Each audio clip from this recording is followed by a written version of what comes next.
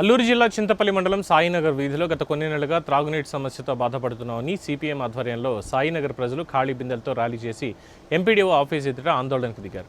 నామమాత్రంగా తాగునీటి కొళాయిలు వేశారని ఆ కొళాయిల నుంచి మంచినీరు రావట్లేదని వాపోయారు. ప్రతి ఇంటికి మంచినీటి కొళాయిలు ఏర్పాటు చేయాలని డిమాండ్ చేస్తున్నారు.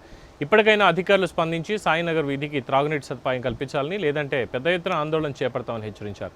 ఈ కార్యక్రమంలో సిపిఎం నాయకులు, గిరిజన సంఘ నాయకులు, సాయినగర్ ప్రజలు పాల్గొన్నారు.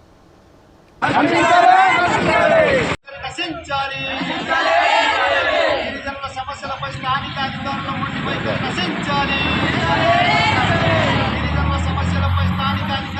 వైఖరి నశించాలి.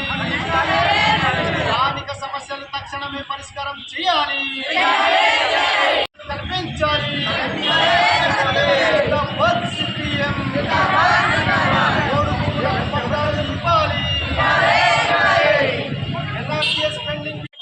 గొప్ప కదా బాబు సాయినగరం అంటే.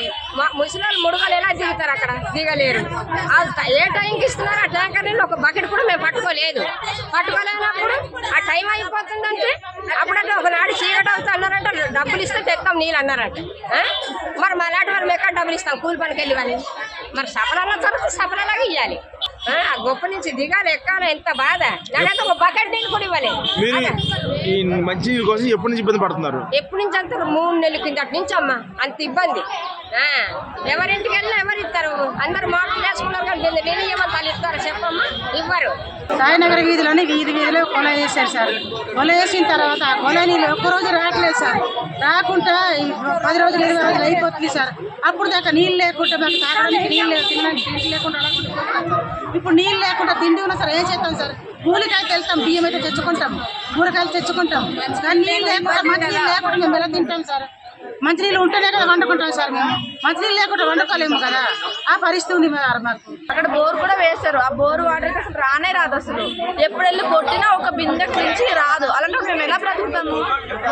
ముందు రోడ్లకి అయితే వస్తారండి, ప్రతి వాళ్ళు వస్తారు, వేస్తారు. వేయండమ్మా అని అవసరానికి అందరూ వచ్చి పంపుతారు. కానీ మామూలుగా అయితే నీళ్ళు సమస్య పట్టించుకోరు, ఏ సమస్య పట్టించుకోరు. చింతపల్లిలో సాయినగర్ వీధి అంటేనే ఎవరు పట్టించుకోరు.